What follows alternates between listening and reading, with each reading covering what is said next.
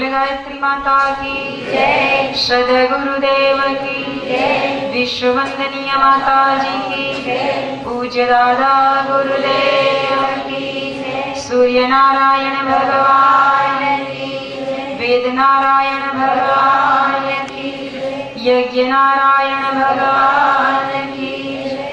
ओम नमः पार्वती पते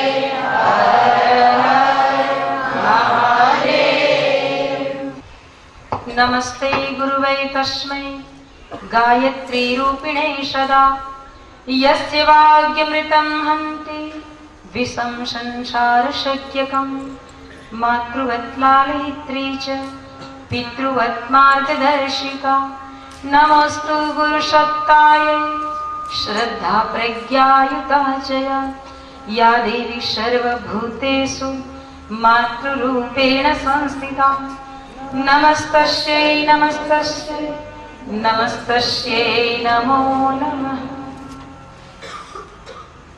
परम पूज्य गुरुदेव परम वंदनीय माता जी, आदि शक्ति वेद माता, देव माता, विश्व माता मां गायत्रीना परम दिव्य सूक्ष्म सानिध्यમાં ઉપસ્થિત તમામ શ્રદ્ધાળુ ભક્તજન, સર્વના હૃદય સ્થાને વિરાજિત એ પરમ ચેતનાને કોટી કોટી વંદન, આપ સર્વનું અભિવાદન, સ્વાગત। શુભ અને મંગલ કાર્યમાં આપ સૌ જીવનમાં આગળ વધતા રહી ખૂબ ખૂબ શ્રેષ્ઠ પ્રગતિ કરતા રહો એવી શુભ ભાવનાઓ, આપના ઉજ્જવળ ભવિષ્ય માટેની મંગલ કામનાઓ અંતરિક્ષમાંથી નિરંતર વરસતી રહે છે।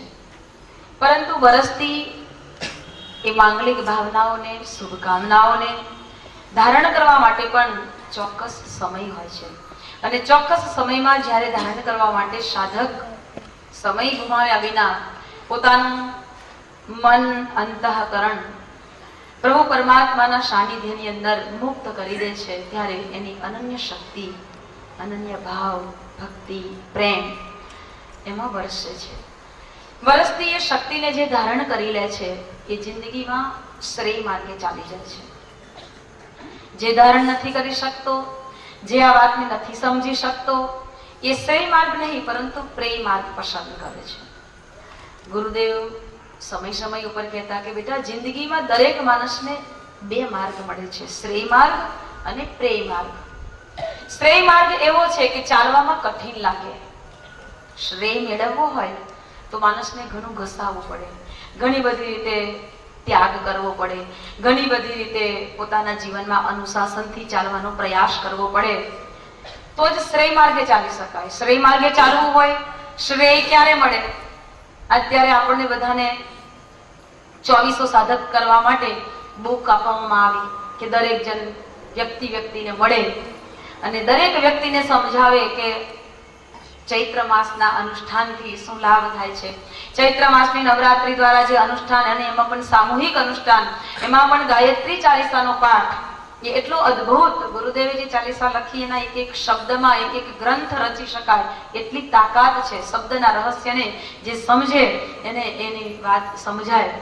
ज्यारे आ वात तमे समजावा निकळो, કેટલી જગ્યાએ ફરો, કેટલાય લોકોનો કેવો કેવો અભિપ્રાય આવે, માણસ આપણને કેવું કેવું કહે, ત્યારે આપણને એમ થઈ જાય કે ના રે ભાઈ, હવે કોઈને આપણે મળવા જવું નથી। ઘણીવાર લોકો એવું કહે ને, ના સમજ માણસ છે એ બોલશે, આપણે એટલું જ વિચારીએ કે હજી એને આ વાત સમજણમાં આવતી નથી એટલે બોલશે, પણ જ્યારે સમજાઈ જશે ત્યારે મારે એને કહેવું નહીં પડે, એ બીજા 10 ને લઈ આવશે। વાત બરાબર છે? જ્યારે એને સમજાઈ જાય ત્યારે આપણે એને પછી નહીં કહેવું પડે, એ બીજા 10 ને શોધવા નીકળી પડશે। मतलब के ज्यां सुधी मानस अनसमजू छे त्यां सुधी ज काई बोलशे। એટલે ગમે ત્યારે ગમે તેવા શુભ કર્મ કરવા જતા પણ કોઈ માણસ ગમે તે શબ્દ બોલી જાય તો એને મન ઉપર ના લો, અથવા એ વાતને આપણે નહીં વાગોલવાની, પછી એને યાદ સ્મરણ આપણે નહીં કરવાનું। આપણે એક જ વાત વિચારવાની છે કે એને નથી ખબર એટલે એ બોલ્યો છે, જેને ખબર હોત તો એ બોલત નહીં, તો કોઈ પ્રશ્ન આવે નહીં, કોઈ ઝઘડા થાય નહીં, બધી જ વાતનું સમાધાન મળી જાય। પણ ક્યારે? જ્યારે આપણી સમજ વિકસિત કરીએ ત્યારે। શ્રેય માર્ગે ચાલવા માટે આવા કેટલાય કષ્ટ सहन करवा पड़े, मतलब के बधी ज रीतनु आपणे कंईक सहन करवुं पड़े, पण श्रेय मार्ग लागे कठिन परंतु अंते ए मोटी मंजिल सुधी आपणे લઈ જનારો છે. વહેલા ઉઠવું પડે, ધ્યાનમાં આવવું પડે, શ્રેય લેવો હોય તો કંઈક તો જીવનને બનાવવું પડે ને.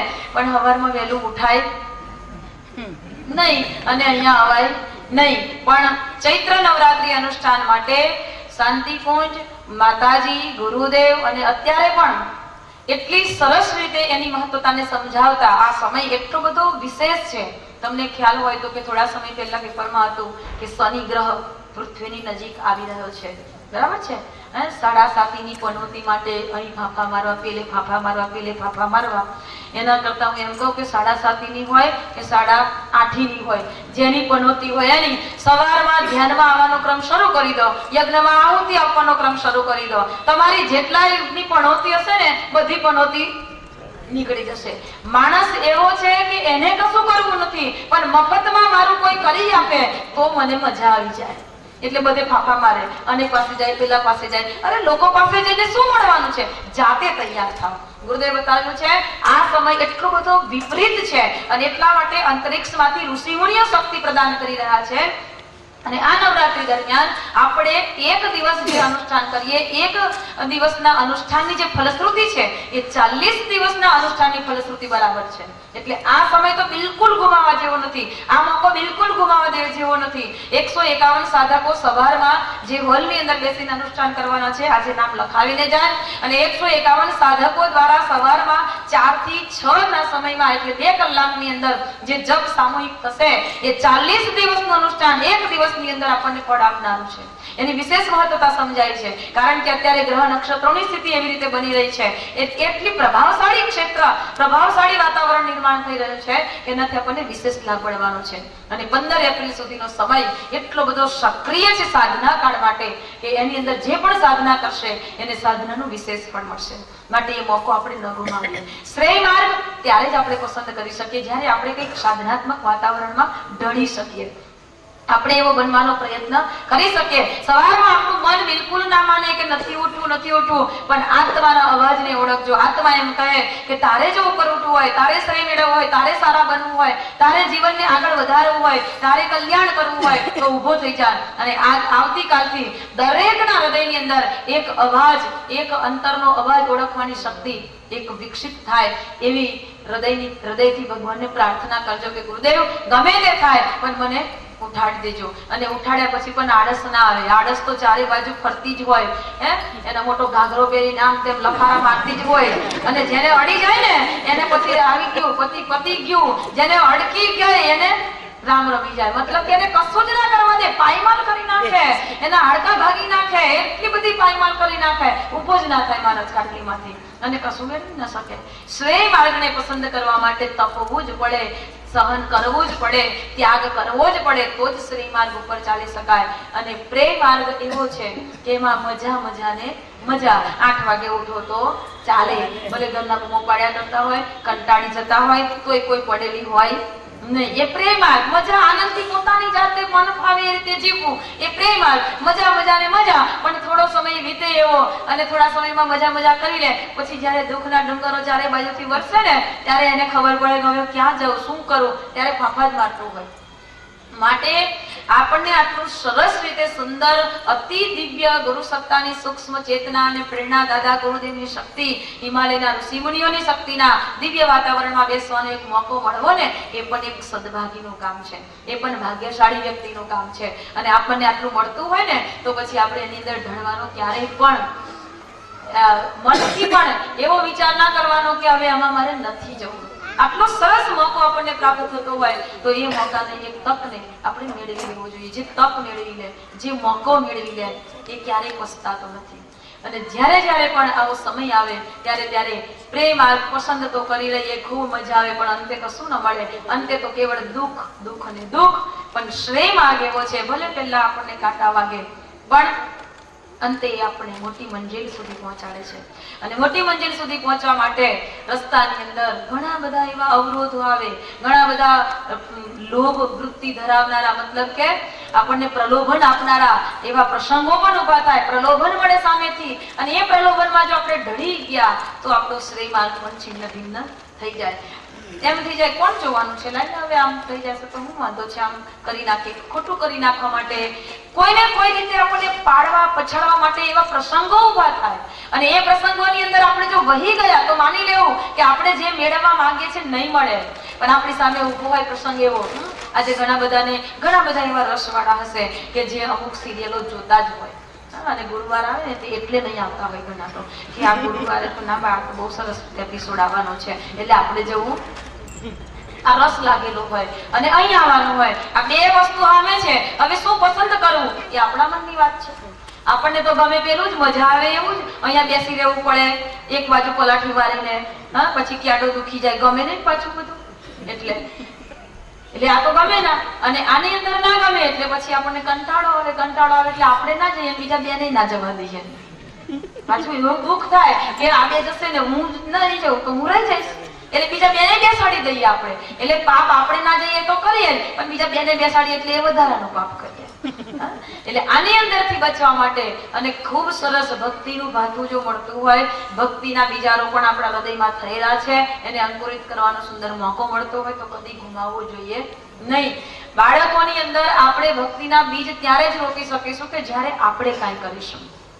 આપણે કાંઈ નહીં કરીએ તો બાળકોમાં બીજ નહીં રોપાય અને બાળકોમાં બીજ નહીં રોપાય, મોટા થયા પછી તમે એને ગમે તેટલો પ્રયાસ કરો એ વળે નહીં.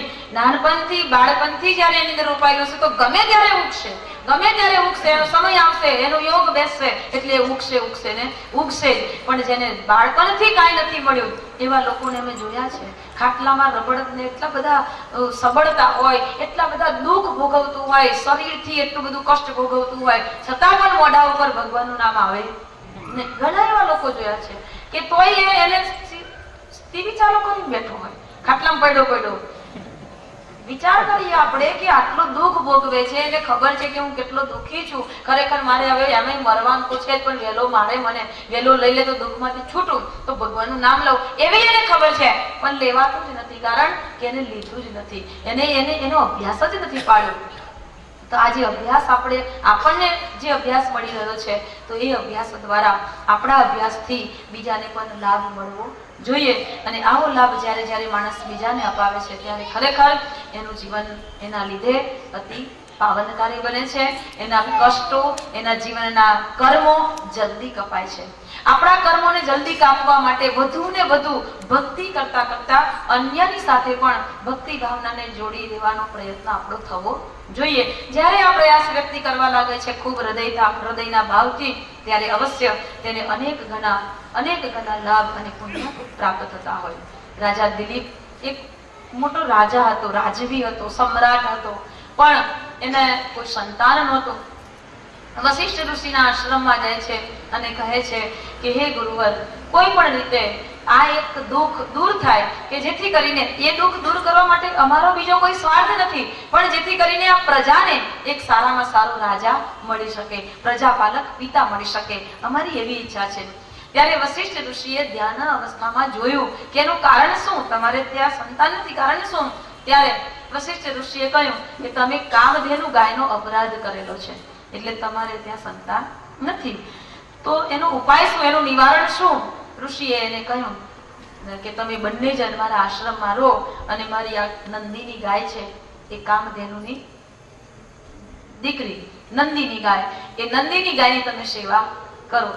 તો દિલીપ રાજા અને એના પત્ની રાણી બંને નંદીની ગાયની સેવા કરવામાં લાગી ગયા. દરરોજ ગાયને જંગલમાં ચરાવવા લઈ જવાની, આખો દિવસ ચરાવે અને સાંજે પાછી લઈ આવે. આખો દિવસ જંગલમાં ફરતા નંદીની ગાયની સેવા કરતા નંદીની પણ હૃષ્ટપુષ્ટ થઈ, બંને દંપતી પણ હૃષ્ટપુષ્ટ થયા ખૂબ સરસ રીતે. પણ જ્યારે કોઈ મોકો આવે ને, તક આવે ને, ત્યારે આપણી સાધના પ્રખર બને એટલે ભગવાન એની પરીક્ષા કરે કે એને સાધના પ્રખર બનાવી કે નહીં બનાવી, એની સાધના હવે પ્રબળ થઈ કે ના થઈ. જો પ્રબળ થઈ હોય તો હું એને અનુદાન આપી દઉં, તો હું એને ભરી દઉં. ભગવાન આપણને ભરવા તૈયાર છે, પણ એની પરીક્ષા લે, એની કસોટી લે કે હું ભરી તો દઉં પણ મારી શક્તિ એવી જબરજસ્ત છે કે સહન કરી શકશે તો આપું, નહીં તો ના અપાય. ભગવાન આપવા તૈયાર છે, પણ એને ધારણ કરવા માટે આપણે તૈયાર થવાનું છે. અને એ તૈયાર થવા માટેની એટલે જ આ બધી વ્યવસ્થા છે. અનુષ્ઠાન કરવા, નિત્ય જપ કરવા, નિત્ય યજ્ઞ કરવા, નિત્ય ધ્યાન કરવું, આ બધી એની વ્યવસ્થા છે. એની અંદર જેટલી નિયમિતતા આપણે રાખીએ, એની અંદર જેટલી વ્યવસ્થા આપણે રાખીએ, એટલી જ આપણી પાત્રતા સુનિશ્ચિત થાય. તો જ આપણે એની શક્તિને ઝીલી શકીએ, ગ્રહણ કરી શકીએ. એટલે ભગવાનને થયું કે લાવ જોવા તો દે કે આ સાચા હૃદયથી ગાયની સેવા કરે છે કે પછી એને સ્વાર્થ માટે સેવા કરે છે.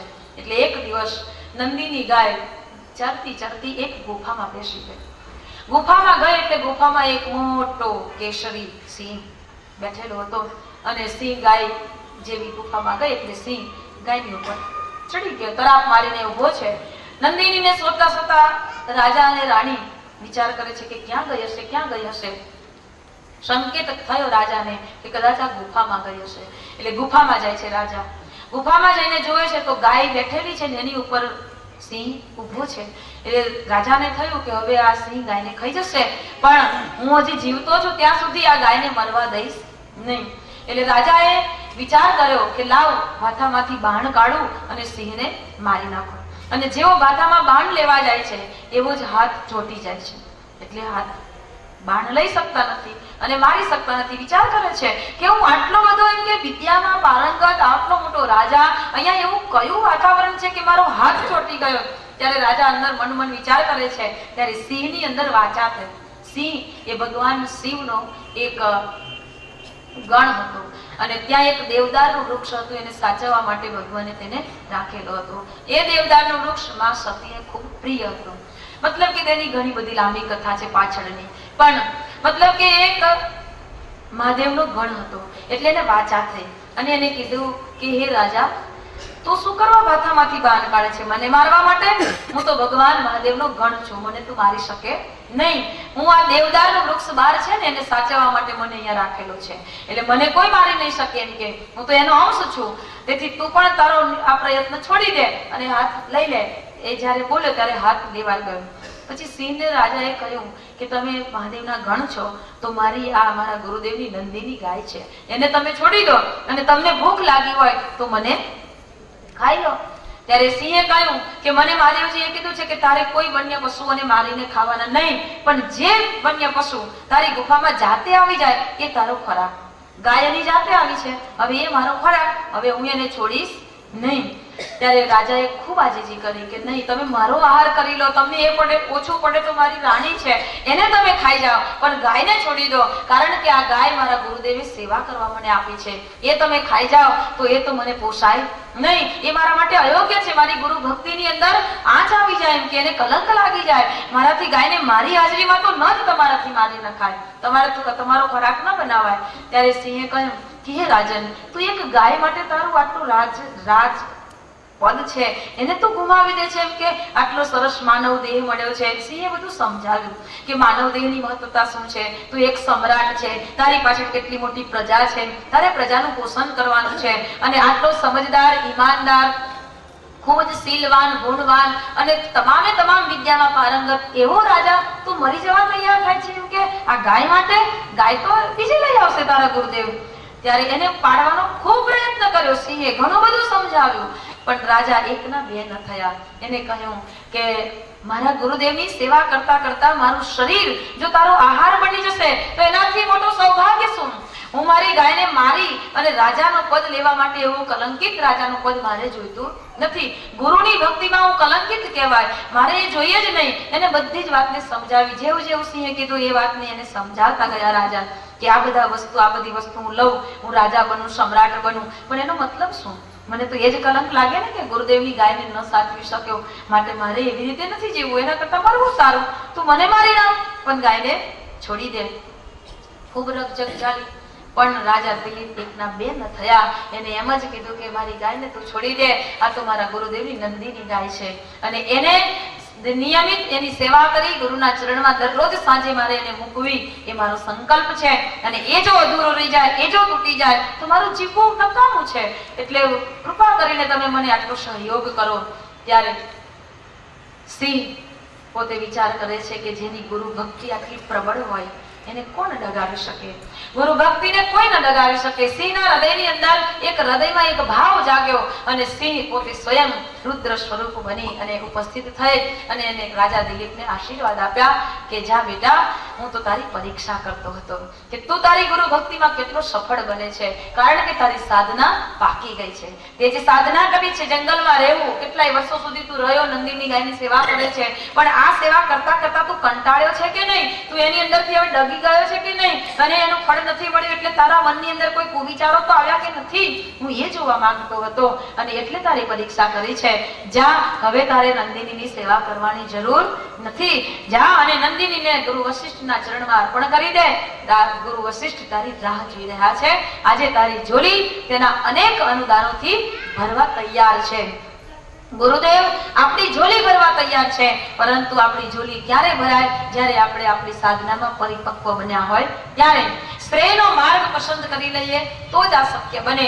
જો પ્રેમ માર્ગ પસંદ કરી લીધો હોય, રાજાને ડગાવવા માટે સિંહે ઘણું બધું કીધું, કેટલું મોટું રાજપાટ છે, કેટલી રાજરાણીઓ, દાસીઓ, આ તે બધું કેટલું કીધું, એ પ્રયાસથી ભરેલું જીવન છે, એ બધું છોડીને તો આવું બધું શું કામ કરે છે? કઠોર તપ આ જંગલમાં શું કામ ભટકે છે? તડકો તાપ શું કામ વેચે છે? વરસાદની અંદર શું કામ નીકળ્યો છે? કેટલું બધું કીધું, પણ રાજા દિલીપ એકનો બે ન થયો. એને એક જ સંકલ્પ હતો, મને એ બધું શું કામનું છે? મને મારા ગુરુદેવની સેવા મળી જાય, એનાથી મોટું સૌભાગ્ય શું હોઈ શકે? એક રાજા, એક સમ્રાટ જો આ સમજી શકતો હોય તો આપણે તો એના વિના એક અંશ નથી. જો આપણે આ વાત સમજી જઈએ ને તો સમ્રાટોના સમ્રાટ બની શકીએ છે. ગુરુદેવ કહેતા હું તને સમ્રાટોનો સમ્રાટ બનાવી દઉં, એવી તાકાત છે મારી અંદર. પણ ક્યારે? જ્યારે એની ભક્તિમાં, ગુરુ ભક્તિમાં, ગુરુ સેવાની અંદર આપણે સામર્થ્ય બની જઈએ તો, એની અંદર આપણે પરિપક્વ બની જઈએ તો, એની અંદર આપણે તૈયાર થઈ જઈએ તો, એ સાધનાની અંદર ઢળવા માટે તૈયાર થઈ જઈએ, સાધના પાકી જાય તો ગુરુદેવના અનુદાનથી આપણી ઝોલી ભરાઈ જાય. બસ આ એક ઝોલી ભરવાનો સુંદર સમય, 9 દિવસની અંદર 9 તત્વોને પ્રાપ્ત કરી લઈ આપણા શરીરની અંદરના જે 999 દ્વાર કહેવામાં આવે છે, એમાં 9નો આંકડો છે. એ 9 થી ઘણું બધું આપણે કરી શકીએ એમ છે. 9નો આંકડો પૂર્ણાંક કહેવાયો છે કે એને કોઈ ભાગી ન શકે, એને કોઈ કશું કરી શકે નહીં. અને એટલે તો 9 એકા 9નો ઘડિયો બોલીએ ને તો એ 9 જ આવે. એના છેલ્લો આંકડો સરવાળો કરો, બાદબાકી કરો, જે કરવું હોય તે કરો. હા, 9 એકુ 9 દુ 18, 18 એટલે 1 ને 8 થાય ને, એટલે કેટલા થાય? 9 થાય. 9 તારીખ 27, 27 ના 8 સરવાળો કરો તો 9 થાય. બરાબર ને? આખો ઘડિયો તમે જુઓ, 9 તારીખ 27, 9 ચોક 36 નો સરવાળો કરો, 9 5 45 એનો સરવાળો કરો. તમે જેટલે સુધી પહોંચો 9 નો 9 જ રહે. મતલબ કે આપણે પણ આખા પૂરા રહેવું હોય, પૂર્ણતાને પામવી હોય તો આ 9 દિવસનું અનુષ્ઠાન છોડવાનું નહીં. અને છોડવાનું નહીં ને બીજાને છોડવા દેવાનું પણ નહીં. પણ 9 દિવસ આપણે કાઢીએ અને વર્ષમાં આપણી આ 2 નવરાત્રી, અને 2 નવરાત્રીની અંદર આપણું સુંદર આખા વર્ષ દરમિયાનની શક્તિ આપણે મેળવી લઈએ, એ ઉર્જા મેળવી લઈએ. અને એ ઉર્જા દ્વારા, એ ઉર્જા શક્તિ દ્વારા આપણા જીવનમાં પણ આખા વર્ષ દરમિયાન આવતા સંકટો આપણાથી ઘણા દૂર થયા થઈ જાય છે. ગુરુદેવ કહેતા કે બેટા તને ખબર નથી કે તું થોડીક પણ સાધના કરે છે ને, તું થોડી પણ મારી સેવા કરે છે ને, ત્યારે તારી ઉપર મંડરાતા હજારો ઘણા સંકટોને હું હજારો જોજોને દૂર ફેંકી દઉં છું, તારા સુધી પહોંચવા દેતો પણ નથી. આટલું સંરક્ષણ જેને આપવું હોય આપણને, ત્યારે આપણે વિચારવાનું છે કે આટલી શક્તિ, આટલું સંરક્ષણ જેના દ્વારા મળતું હોય એનાથી આપણે દૂર કેમ જઈએ? એને ખૂબ ખૂબ હૃદયથી અપનાવી અને તેનો ખૂબ વિસ્તાર અને પ્રસાર કરવાનો પ્રયત્ન કરીશ.